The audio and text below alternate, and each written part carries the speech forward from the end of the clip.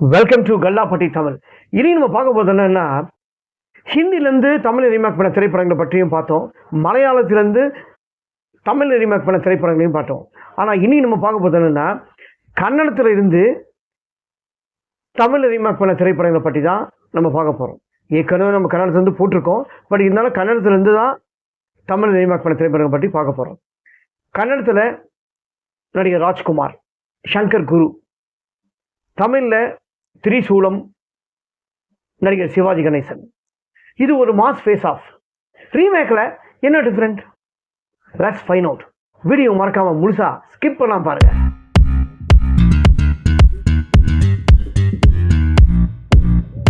Hello, Mr. Rajshekharan.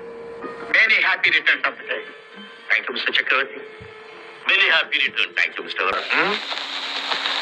சாயங்காலம் 1968 வந்த திரைப்படம் தான் நடிகர் ராஜ்குமார் அவர் நடித்த சூப்பர் ஹிட்டான திரைப்படம் சங்கர் குரு. இந்த திரைப்படத்தில் நடிகர் ராஜ்குமார், டி.என். பாலகிருஷ்ணன், ஜெயக்குமார், ஜெயபாலா மற்றும் இந்த திரைப்படத்தில் எத்தனையோ நடிகர்கள் இந்த திரைப்படத்தில் நடிச்சிருப்பாங்க.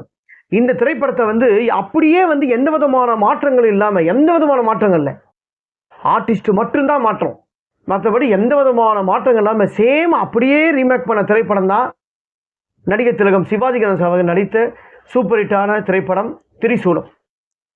இந்த அந்த கன்னடத்துலேருந்து மேக்கப்லேருந்து எல்லாமே, காஸ்டியூம் கூட சில சமயம் அப்படியே கூட எடுத்திருப்பாங்க. அப்படியே சேம் கன்னடத்தில் ரீமேக் பண்ண தமிழ்லேருந்து அப்படியே எடுத்த படம் தான் திரிசூலம்.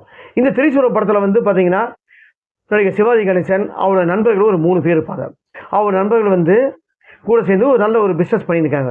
ஆனால் எம்என் நம்பியாருக்கு மட்டும் என்ன ஆகுதுன்னா, 3 பேர் சேர்ந்தா பிஸ்னஸை தவறான முறையில் பண்ணணும், இன்னும் பிஸ்னஸை மேற்கொண்டு வளர்க்கணும், நைட்டு இன்றைக்கி பார்ட்டியில் கலந்துக்கோன்னு சொல்லிட்டு எம்என் நம்பியார் என்ன பண்ணுவார், சிவாஜி கணேசன் சொல்லுவார், எதுக்குப்பா மேற்கொண்டு பிஸ்னஸ், நாங்கள் இன்னும் மேற்கொண்டு வளர்க்க வேணாமாப்பா, தெய்வங்களை நம்பி தான் நம்ம தொழிலே இருக்குது அப்படின்னு எம்என் நம்பியார் சொல்லுவார். அதுக்கு அர்த்தம் அவருக்கு அது அப்போ யோசிக்கல. அங்கே போனதுக்கப்புறம் தான் கோயில் இருக்கிற தெய்வம்லாம் இங்கே இருக்கேப்பா, கோயிலுக்குள்ளே வந்துட்டோமா இல்லை எங்கே வந்துட்டு தெரியாமல் சொல்லும்போது தான் இந்த தெய்வங்களில் அதாவது சிலை, சாமிங்களோட சிலையை கடத்தி தான் ஃபாரினுக்கு எக்ஸ்போர்ட் பண்ணுறாங்க. அந்த தொழிலில் தான் சிவாஜி கணேசனை பார்ட்னராக்க வைக்கிறாங்க 3 பேரும். ஆனால் சிவாஜி கணேசன் அவர்கள் ஒத்துக்க மாட்டுறாரு. ஃபாரின்லேருந்து ஒருத்தர் வராரு, அவருக்கும் இவருக்கும் ஆர்குமெண்ட் ஆகி சண்டை ஆகுது. அந்த டைமில் அந்த துப்பாக்கி எடுத்து காட்டும்போது அந்த ஃபாரின் நம்பரை சிவாஜி கணேசன் கொண்டுவார்.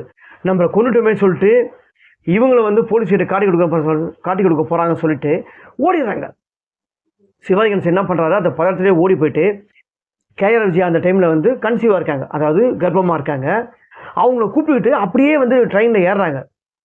ட்ரெயினில் ஏறிட்டு அவங்களால கர்ப்பமாக இருக்காங்க, மூச்சு வாங்குதில்ல, அந்த மூச்சு வாங்க டைமில் என்ன பண்ணுவாங்க, அந்த டைமில் தண்ணி எடுத்து கொடுக்கணும்னு சொல்லிட்டு தண்ணி குடிக்கிறதுக்காக கீழே இறங்குறாரு. அந்த கீழே இறங்குற டைமில் போலீஸ்காரங்க வந்துடுறாங்க. இவரால் ட்ரெயினை பிடிக்க முடியல. இதால் ஒய்ஃபையும் பெரிய சூழ்நிலை கட்டாயம் ஆகிடுது. அந்த சமயத்தில் அந்த ட்ரெயினில் ஒரு டாக்டர் இருக்கிறாங்க. அந்த டாக்டர் தான் இவங்களை கூட்டு போய் பிரசவம் பார்க்குறாங்க. இவங்களுக்கு பிறந்த இரட்டை பிறவி 2 குழந்தைங்க. இந்த 2 குழந்தைய இவங்களால வச்சுக்க முடியாது அப்படின்னு சொல்லிட்டு அம்மாக்காரிட்ட ஒரு குழந்தைய கொடுத்துட்டு இன்னொன்று குழந்தைய இவங்க சொந்தக்காரங்க மேஜர் சுந்தரராஜன் அவர்கிட்ட ஒரு குழந்தைய வளர்க்க விடலாம் அப்படின்னு சொல்லி இவங்க அம்மாவுக்கு தெரியாமையே இந்த குழந்தைய எடுத்துன்னு போய் ஒருத்தங்கிட்ட கொடுத்துருவாங்க. ஆனால் ஒவ்வொரு இடத்துலையும் ஒவ்வொரு சிவாஜி வளர்றாங்க. இந்த டாக்டரோட ரிலேஷன் வீட்டில் ஒரு சிவாஜி வேறு வாதி ஸ்டைலாக வளருவார். அவர் பேசுகிற ஸ்டைலு, காமெடி இதெல்லாம் வேறு மாதிரி ஸ்டைலில் இருக்கும். ஆனால் சேம் அந்த நடிகர் ராஜ்குமாரும் சேம் அதே தான் பண்ணியிருப்பார். இன்னொன்று சிவாஜி ஒரு ஓவியம் வரைகிறார். அந்த ஓவியம் வரைகிற கலைஞர் அவர் வேற ஒரு ட்ராக்கில் வளர்கிறாரு. ஓகேங்களா? ஸோ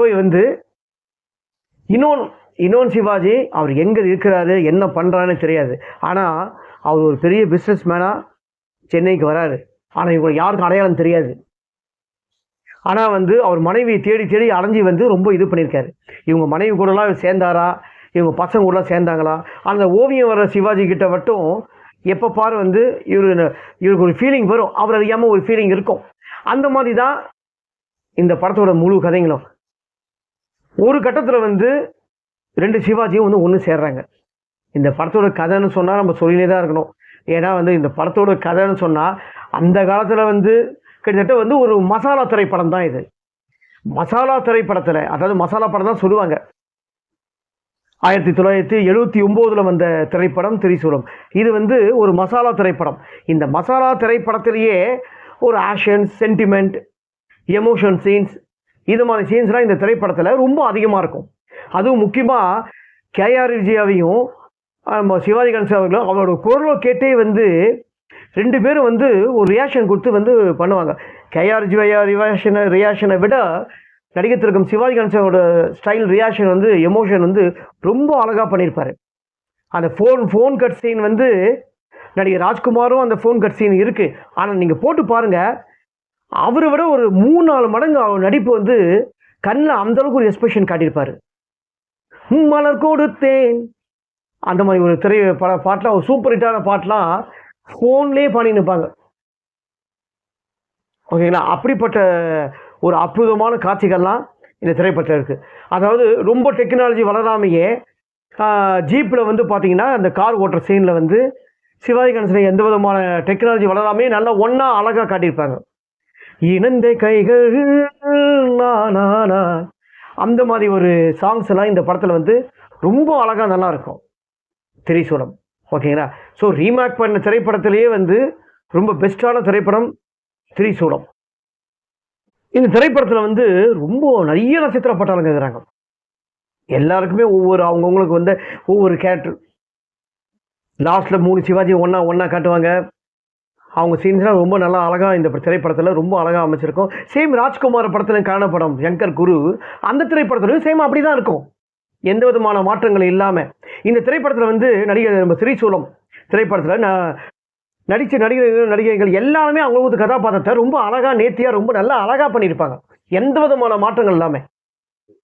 ஓகேங்களா? நடிகர் சிவாஜி கணேசன், கேஆர் விஜயா, ஸ்ரீபிரியா, மேஜர் சுந்தரராஜன், தேங்காய் சீனிவாசன், வி.கே. ராமசாமி, ஜெய் கணேஷ், எம்.என். நம்பியார், ராம்தாஸ் மற்றும் பலர் இந்த திரைப்படத்தில் எத்தனோ நடிகர்கள் இந்த திரைப்படத்தில் நடிச்சிருப்பாங்க. யாரோட பேரெலாம் விட்டுருப்பாங்க, யாரோட பேரெலாம் நான் விட்டுருப்பேன், தப்பாக நினைக்காதீங்க. ஓகேங்களா? அப்புறம் இந்த திரைப்படத்தில் வந்து இசை ரொம்ப அழகாக அமைஞ்சிருக்கு. நல்லா சொன்னேன் உங்களுக்கு.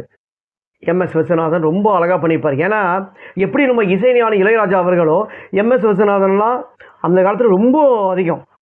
அவர் தான் எல்லா திரைப்படமே. எம்.எஸ். விஸ்வநாதன் என்ன சொல்கிறது, இன்னும் எத்தனோ இசையமைப்பாளர்களாங்க, அவங்களாம் மறைஞ்சிட்டாங்க. ஆனால் நம்மளை விட்டு இன்னும் வந்து ஆழமாக அப்படியே நம்ம மனசில் பதிஞ்சு நிற்கிறது ஒரே இது எம்.எஸ். விஸ்வநாதன், இசைஞானி இளையராஜா. இவங்கள மாதிரி தான் நம்ம மனசில் இன்னும் அப்படியே இருக்குது. ஸோ வந்து அப்புறம் இந்த படத்தில் உள்ள மெயின் டைரக்ஷன்ஸ், ஏன்னா வந்து டைரக்ஷன் தான் மெயின். கே. விஜயன் ரொம்ப அழகாக பண்ணியிருப்பார் இந்த திரிசூலம் படம். இந்த திரிசூலம் படம் வந்து 1979 வந்த திரைப்படம், அதாவது 1979 வந்த திரைப்படம். ரொம்ப அழகாக எடுத்திருப்பாங்க. 1979 வந்த திரைப்படம். இந்த திரைப்படம்லாம் வந்து திரிசூலம் நிறைய டிவியில் போட்டு தான் இருக்காங்க. இருந்தாலும் வந்து லேட்டஸ்ட்டாக எப்படி இந்த வசந்த மாளிகை, பாசமலர்கள், கர்ணன், ராஜபாற்றங்குதுரை, இந்த மாதிரி திரைப்படங்கள்லாம் எப்படி வந்து ரீரிலீஸ் பண்ணாங்களோ, திரிசூலம் திரைப்படமும் ரீரிலீஸ் பண்ணணும். தனிப்பட்ட முறை என்னோட கருத்து, ரீரிலீஸ் பண்ணால் நல்லா இருக்கும்னு சொல்லிட்டு என்னோட நம்பிக்கை. ஃப்ரெண்ட்ஸ், கன்னடத்திலிருந்து தமிழை ரீமேக் பண்ண திரைப்படங்களை பற்றி தான் இப்போ நம்ம பார்த்துருந்தோம். இந்த திரைப்படங்களை பற்றி நான் சொன்ன கருத்து வந்து உங்களுக்கு உண்மையிலேயே பிடித்திருந்தா மறக்காமல் உங்கள் கருத்தை வந்து கமெண்ட் பாக்ஸில் பதிவு பண்ணுங்கள். கல்லாப்பாடி தமிழ் யூடியூப் சேனலை மறக்காமல் சப்ஸ்கிரைப் பண்ணுங்கள், லைக் பண்ணுங்கள், கமெண்ட் பண்ணுங்கள், ஷேர் பண்ணுங்கள்.